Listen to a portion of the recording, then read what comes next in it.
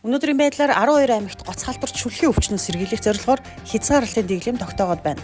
Жолооч нарт ногдуулсан торгуулийн 60% нь л төлөгддөг ажээ. Тиймээс торгуул төлөөгүй жолооч нарт төрийн үйлчилгээг хязгаарлах саналыг зөрчлийн тухай хуулийн төслийн саналд оруулжээ. Монгол Улсын хөгжлийн банкнд энэ сарын 14-ний байдлаар 104 гаруй тэрбум төгрөгийн зээлийн эргэн төлөлт хийгдээд байна. Долларын төгрөгтэй харьцах ханш 3 дугаар сарын 18-ны байдлаар 2900 төгрөгт хүрлээ.